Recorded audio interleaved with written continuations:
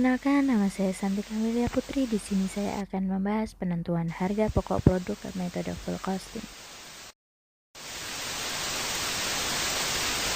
Sebelum memasuki pembahasan, di sini saya akan membahas latar belakang terlebih dahulu. Di era modern ini, persaingan dan kemajuan di bidang industri dalam menghasilkan suatu produk yang berkualitas sedang mengalami perkembangan. Salah satunya yaitu UMKM yang bergerak di bidang manufaktur. Manufaktur yakni usaha yang melakukan proses pengolahan dari bahan dasar hingga menjadi barang jadi. Kegiatan produksi ini tentunya membutuhkan pengorbanan sumber daya ekonomi, berupa berbagai jenis biaya dalam upaya untuk mendapatkan pendapatan.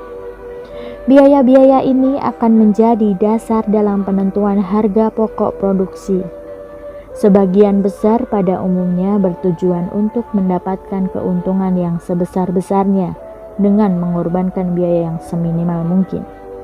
Untuk mendapatkan keuntungan yang optimal, khususnya untuk usaha manufaktur, perlu adanya kebijakan yang ditetapkan agar tidak kalah dalam bersaing, salah satunya dengan penetapan harga pokok produksi.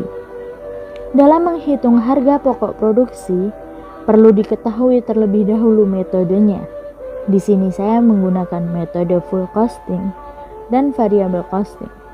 Karena pemilihan metode perhitungan harga pokok produksi akan berpengaruh pada penetapan harga jual serta perolehan laba yang akan diperoleh perusahaan. Penerapan metode ini akan diharapkan dapat membantu dalam penentuan harga pokok produksi dan harga jual yang efektif dan efisien. Penerapan metode ini juga bermanfaat bagi pihak manajemen dalam hal pengendalian biaya, pengembalian keputusan dan perencanaan laba jangka pendek, serta penetapan harga jual yang tepat dan akurat untuk mencapai penetapan harga yang sewajarnya. Untuk penerapan harga pokok produksi, di sini saya menggunakan sampel menu. Sampel menu yang saya gunakan yaitu roti bakar, coklat, dan selai. Menurut penuturan owner roti bakar Kairo, harga roti bakar, coklat, dan selai sebesar Rp14.000.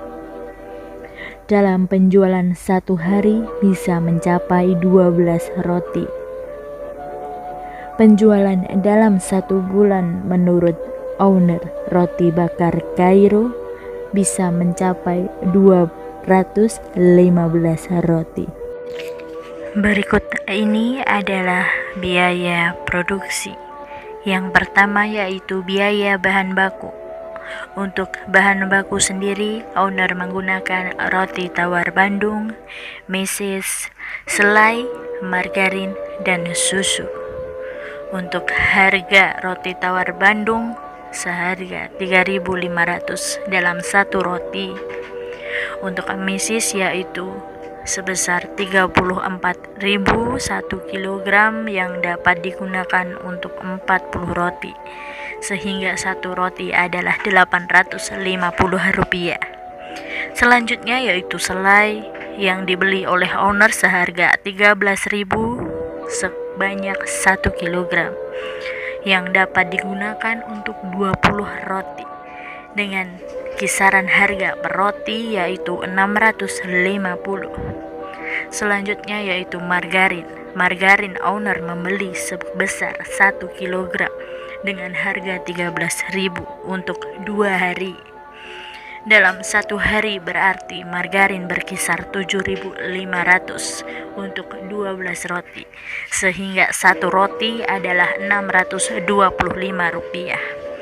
Untuk susu sendiri, owner menggunakan dalam satu kaleng itu dapat menjadi 10 roti. Satu kaleng sendiri berkisar 11.500, sehingga 11.500 dibagi 10 roti menjadi 1.150 per roti, sehingga total biaya bahan baku berkisar 6.775 untuk satu roti. Selanjutnya yaitu biaya bahan penolong.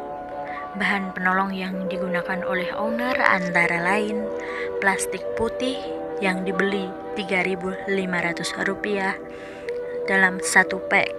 Satu pack berisi 100 biji plastik yang digunakan untuk 100 roti. Sehingga kisaran satu roti adalah 350. Selanjutnya yaitu kertas minyak, dibeli oleh owner 27.000 dalam satu pack. Satu pack kertas minyak berisi 250 biji kertas yang digunakan untuk 250 roti. Sehingga 27.000 dibagi 250 berkisar Rp108.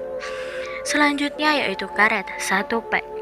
Karet satu pack dibeli oleh owner seharga 26.000. Karet ini bisa digunakan dalam 52 hari. Sehingga 26.000 dibagi 52 hari yaitu Rp500 dalam sehari. Dalam satu hari, penjualan roti bakar coklat selai berkisar 12 roti, sehingga Rp500 untuk harga karet dalam satu hari dibagi 12 roti menjadi Rp42 dalam satu roti. Sehingga total biaya bahan penolong berkisar Rp500 untuk satu roti. Selanjutnya yaitu biaya tenaga kerja langsung. Owner Roti Bakar Kairo memperkerjakan satu karyawan. Gaji karyawan dalam satu bulan adalah Rp800.000. Di sini karyawan dipekerjakan 26 hari, yang dalam satu hari gajinya adalah Rp30.769. Untuk gaji karyawan per roti sendiri, untuk roti bakar coklat dan selai adalah Rp30.769 dibagi 12 roti, yaitu dengan harga atau gaji sebesar Rp2.564. Berikutnya adalah biaya overhead pabrik variabel. BOP ini diantaranya yaitu gas. Pembelian gas itu seharga Rp20.000 untuk 7 hari pemakaian, sehingga dalam satu hari pemakaian adalah Rp2.857. Sehingga untuk satu roti bakar coklat dan selai adalah Rp2.857 dibagi 12 roti, dan harganya adalah Rp238 per roti. Selanjutnya yaitu biaya depresiasi. Biaya depresiasi di sini yaitu berkisar Rp29.752 per bulan, sehingga dalam satu hari adalah Rp991,73. Untuk satu roti, biaya depresiasi adalah Rp82,64. Total biaya variabel adalah Rp320,64. Berikut ini adalah rincian biaya depresiasi. Selanjutnya yaitu biaya overhead pabrik tetap. Di sini biaya overhead pabrik tetap berupa biaya listrik dalam satu bulan adalah Rp20.000. Selanjutnya yaitu biaya penitipan gerobak sebesar Rp100.000 dalam satu tahun, sehingga dalam satu bulan berkisar Rp8.333,33. Selanjutnya yaitu kuota untuk ke GoFood dalam satu bulan berkisar Rp38.000. Sehingga total biaya overhead pabrik tetap dalam sebulan adalah Rp66.333,34. Biaya yang terakhir adalah biaya administrasi dan umum. Biaya administrasi dan umum di sini diantaranya yaitu satu nota. Nota di sini dibeli oleh owner seharga Rp3.000 untuk digunakan dalam 5 hari. Sehingga dalam satu hari harga nota berkisar Rp600. Selanjutnya yaitu ballpoint. Ballpoint di sini dibeli oleh owner seharga Rp2.000 yang dapat digunakan dalam 21 hari. Sehingga biaya berkisar Rp95,24. Selanjutnya yaitu terdapat biaya retribusi yang dibayarkan setiap hari dengan biaya Rp2.000.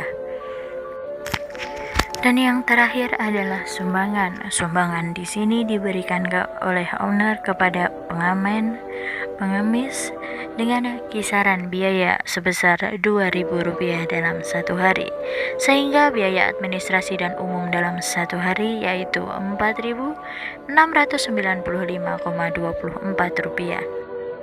Selanjutnya yaitu penentuan harga pokok produk ke metode full costing dalam satu bulan.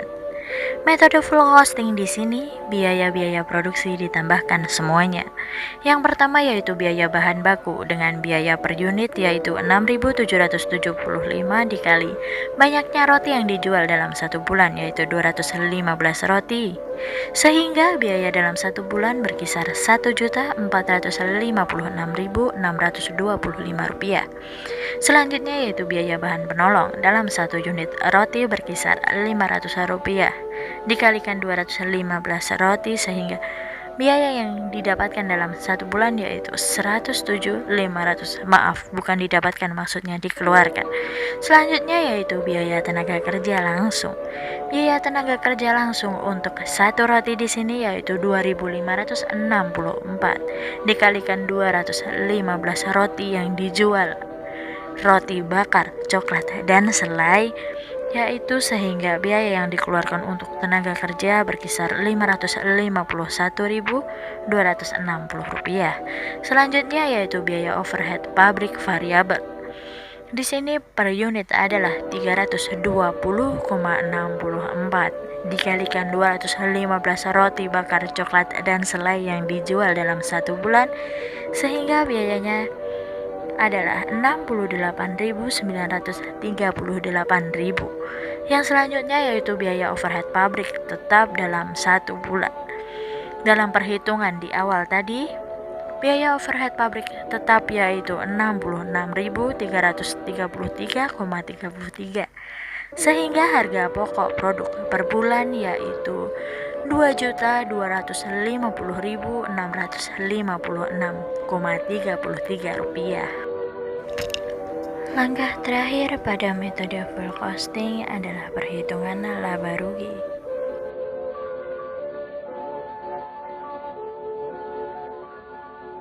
Bisa terlihat pada layar kaca Anda bahwa laba rugi dalam metode full costing ini menghasilkan laba bersih sebesar Rp618.486,47.